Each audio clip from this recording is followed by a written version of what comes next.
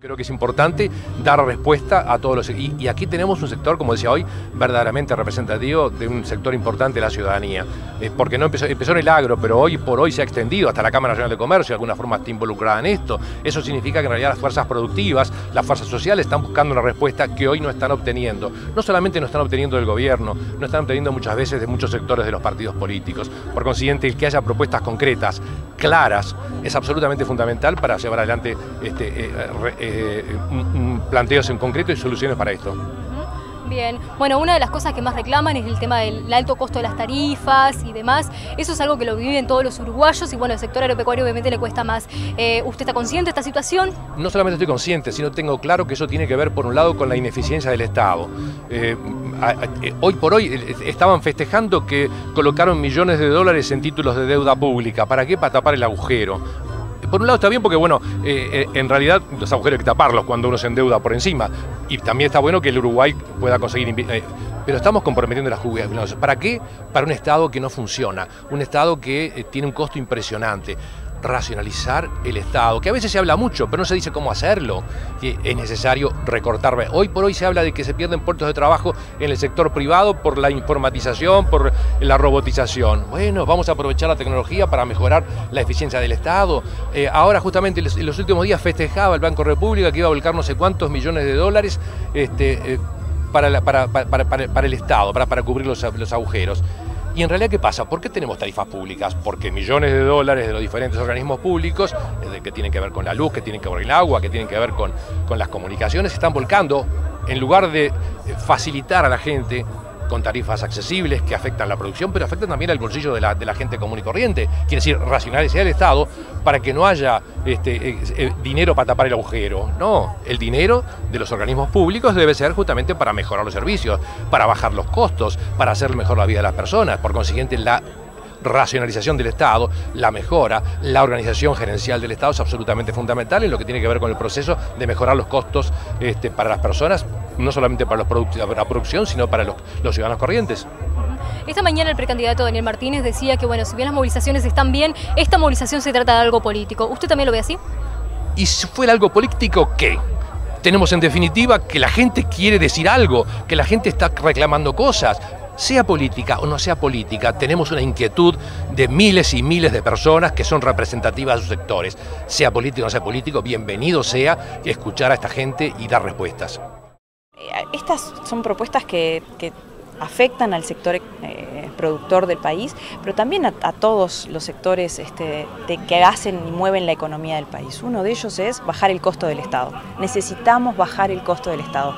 No puede ser que tengamos un Estado cada vez más pesado, cada vez más ineficiente. Tenemos que cortar con el ingreso de funcionarios públicos. No se pueden tomar más vacantes, ¿no? De las vacantes que se generan no se pueden tomar más funcionarios. Tenemos que bajar el costo de esos costos ineficientes del Estado, los cargos de particular confianza, los asesores de ministros, todos esos gastos superfluos que siguen engrosando al Estado a costa del que produce. Tenemos que bajar las tarifas públicas. Las empresas públicas tienen que estar administradas eficientemente y no siendo cajas recaudadoras del Estado. Tenemos que bajar el costo del combustible. Hoy una de las propuestas que nosotros hicimos es terminar con el monopolio de ANCAP y abrirlo a la competencia para que el costo del combustible sea mucho más eficiente y competitivo. Y lo otro que hay que hacer, que es parte del reclamo de los productores, es poder abrirnos al mundo.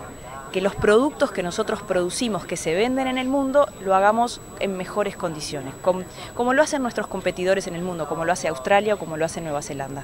Eso es parte de los reclamos que tienen que ver con el sentido común, de un reclamo legítimo, pero que lamentablemente no ha sido escuchado. Verónica, la privatización de los entes estatales, como por ejemplo Antel, ¿podría ser una de esas opciones? Nosotros, en primer lugar, lo que planteamos con ANCAP es terminar con el monopolio de ANCAP. Hoy ANCAP tenemos el combustible más caro de la región, no competimos, tenemos el combustible más caro que Argentina, que Brasil, que Chile, y eso recae sobre quienes producen. Por lo tanto, primero terminar con el monopolio ya es un paso importante. Terminar con el monopolio es abrirlo a la competencia. Nosotros en el caso de ANCAP planteamos que un porcentaje, un 30%, decimos, pueda ser privatizado. Y yo creo que no hay que tenerle temor, porque a veces esas cosas generan sarpullido en los uruguayos, y no hay que tenerle temor porque lo importante acá es que se administren de manera eficiente, hay que cambiar la gobernanza de las empresas públicas. El gobierno está muy encerrado en sus ideas, se enoja, reacciona mal. Tabaré Vázquez ha perdido muchas veces los estribos, ataca, se pelea.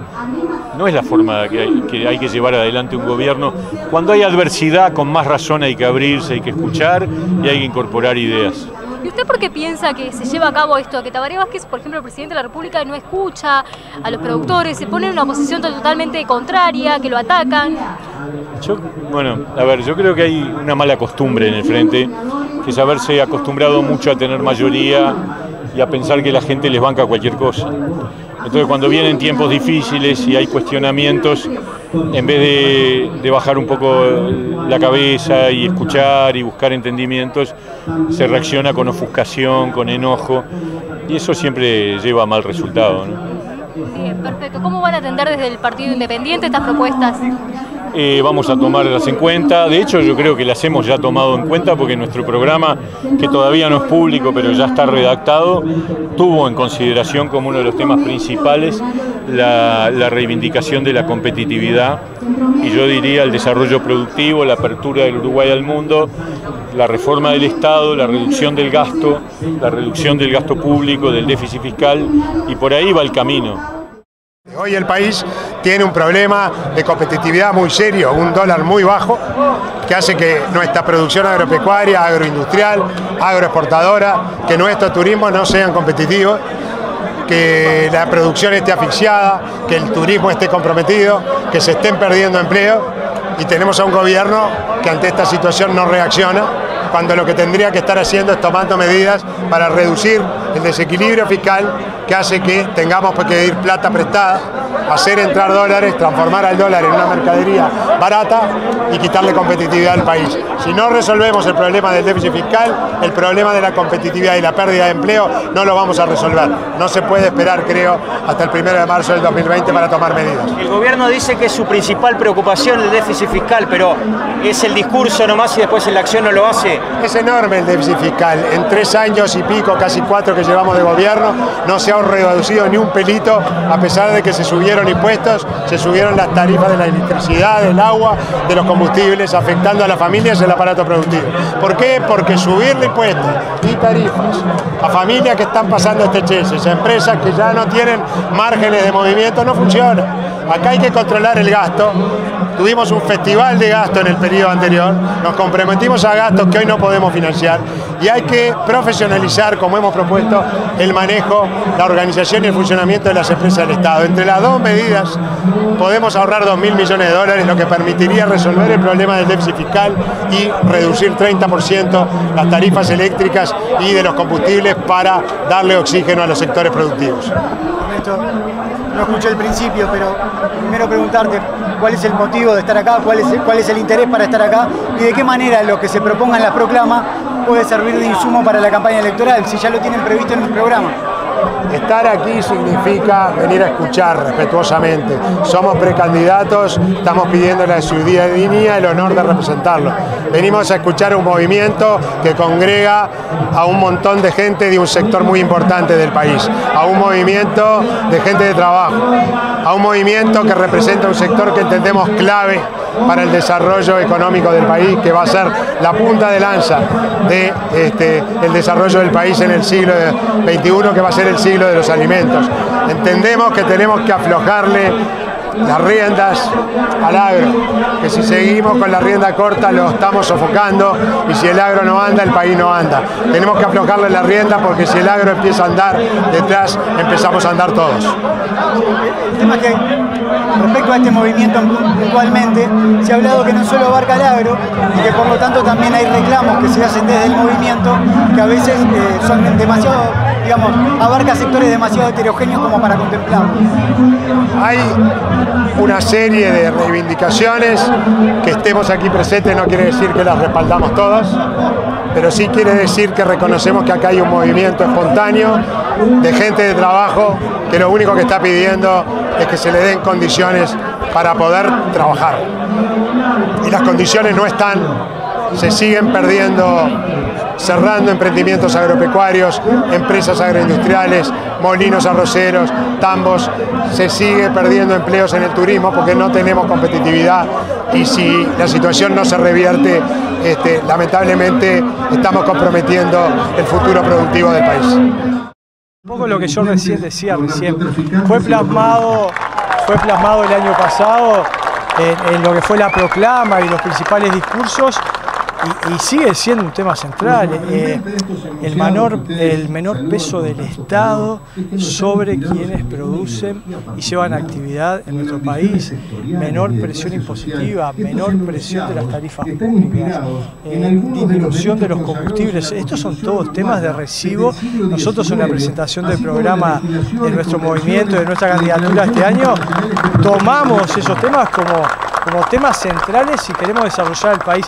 Una mirada desde el Estado distinta a la que hoy se está teniendo, es decir, no alcanza solamente con darle a quienes vienen del exterior, a las multinacionales, esas liberaciones de impuestos, esas grandes ventajas desde el punto de vista impositivo, tributario, y olvidarse del core nacional, del productor, del comerciante, del uruguayo, el que quiere invertir y jugársela acá en el país. Bueno, ya solamente con esta mirada, yo creo que se le estaría haciendo mucho bien al país. Bueno, eso es parte de lo que nosotros pensamos. El movimiento ha levantado temas como el de este año, como el de mayor igualdad, que no haya privilegios. Hay leyes que le han dado privilegios a algunos ciudadanos por sobre encima de otros. Mayor igualdad ante la ley, el tema de la libertad, oponiéndose a la bancarización obligatoria. Nosotros estamos también en esa línea y hemos recogido firmas contra la bancarización obligatoria. Es decir, hay una serie de temas que los venimos escuchando, que los escuchamos el 23 de enero del año pasado, que los escuchamos durante el año y que los empezamos a escuchar hoy también y que son de recibo. Por ahí podemos tener alguna diferencia con algún discurso que sea un poco, si se quiere, medio duro, como por ejemplo de que todos los políticos deben renunciar y deben irse porque así han dejado el país. Yo creo que eso no está bueno. Yo creo que al Uruguay lo construimos entre todos y seguramente haya políticos que hacen las cosas mal, pero también hay muchos que las hacen bien, como en la sociedad hay muchos que hacen las cosas mal, pero hay muchos que las hacen bien. A ese Uruguay apelamos nosotros y yo creo que el sentimiento que se ve en una movida como la de hoy en Durazno es ese, por un solo Uruguay, un Uruguay de prosperidad para todos, y en esa línea estamos nosotros. ¿El Frente Amplio sigue siendo oídos sordos a esta propuesta? No sé si el Frente Amplio, el gobierno seguro. Al gobierno no le gusta que le digan las cosas, no le gusta la crítica. Entonces descalifica. Lo peor que hay es cerrarse a la crítica. Siempre hay que escuchar, aunque no te guste. Para estar de acuerdo, para cambiar, porque también es sano cambiar. Y por lo menos para saber que siente parte del Uruguay. Es una proclama pacífica, ¿no? Y para adelante, ¿no? No es destructiva, es constructiva. Es una lástima que el gobierno no escuche. Luis, bueno, en el caso que sea en el próximo partido de gobierno, ¿cómo van a atender estas dificultades? ¿Cómo van a atender, perdón? Estas dificultades que tienen. Y bueno, primero hay que mirar el espejo. La gente ya hizo el régimen. La gente ya se le metió la mano en el bolsillo, no aguanta más. Y hay que bajar el déficit y eso se hace con austeridad. Los presupuestos que hay, si se puede bajarlos y si no, que sean eficientes, que realmente tengan resultados. La gordura del Estado bajarla. Cargo de confianza, contrato, autos oficiales, todo lo que se dijo acá. Y ser eficiente. Ser muy transparente lo que se invierte, qué se gasta y qué resultados se tiene. El dueño de la plata es el uruguayo, no es el gobierno. El gobierno gestiona recursos ajenos, aunque parezca simple, pero a veces parece que no se dan cuenta. ¿Ven viable que en el próximo periodo de gobierno haya mayoría parlamentaria? Es que si no, no puede funcionar un gobierno. Sí, vamos a tener que hacer. Seguramente sea algo que nunca se hizo entre 4 partidos. Va a requerir de mucha humildad, escuchar mucho, atender a los otros y tener un compromiso con el país. ¿Usted está de acuerdo a negociar con los otros candidatos del Partido Nacional para llegar a un acuerdo? Sí, por supuesto. Con los blancos no tenemos diferencia, tenemos matices. Hay que negociar con todos. Si vamos a tener que negociar con otro partido, antes entre los propios compañeros. ¿Está bien la interna del Partido Nacional hoy en día usted con los demás candidatos? Sí. Vamos todos acá en la vuelta. Estamos todos juntos. Compitiendo, obviamente. Todos nos queremos ganar. Todos queremos ser los preferidos. Pero personalmente sí, está todo bien. ¿Qué le pareció la lectura de la proclama?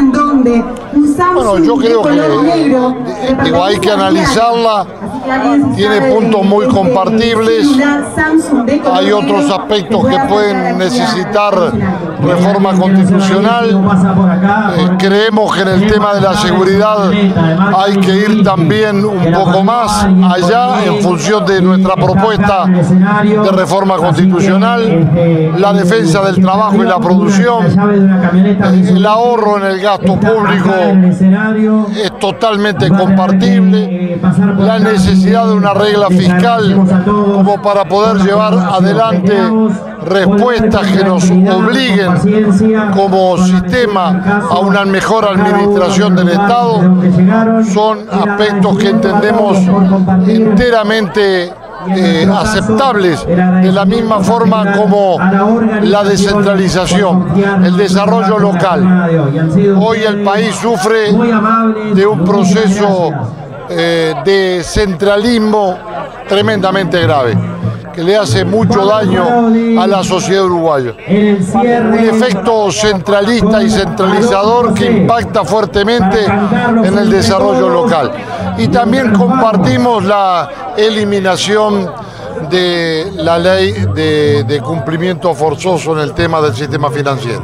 Algo que no es menor, Jorge, en un país como el nuestro, escuchar de repente conceptos tan duros hacia la clase política y que se puedan escuchar de la manera que se escucharon y ser valorados por ustedes de la manera que lo valoran, habla de la cultura cívica del Uruguay, que no es menor considerando los tiempos que vivimos, ¿no? Yo puedo estar en aceptación, puedo estar en desacuerdo, con toda franqueza, el que le quepa el sayo que se lo ponga. Nosotros hemos tenido una trayectoria política que está a la vista y somos defensores inclaudicables de la honradez administrativa y de la transparencia en el manejo de la cosa pública. Y esto lo entendemos también compartible porque el país necesita ese tipo de miradas críticas, pero entendiendo que los políticos no nacemos de un repollo, los políticos nacemos del voto de la gente y que por lo tanto a la política se la mejora con más participación de la gente en las urnas, eligiendo a la política y eligiendo a los políticos. Y en esto me refiero a todos, mujeres y hombres, ¿no?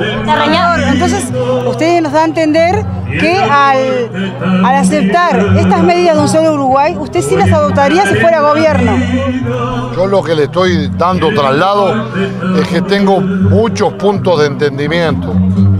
Naturalmente usted comprenderá que yo tengo que analizar todos y cada uno de los puntos, pero tenemos una aproximación importante en muchos de ellos. Para algunos es necesario modificaciones legislativas, para otros puede haber modificaciones constitucionales. Creo que nadie puede no estar de acuerdo en que tenemos que hacer que la educación pública sea una educación para todos los uruguayos, que sea el escudo de los más pobres. Hoy no lo es, que necesitamos recobrar la convivencia, la paz entre los uruguayos en función de la inseguridad pública que tenemos. Me parece que ahí estamos de acuerdo en que hay que hacer un cambio potente y muy fuerte en materia de la seguridad.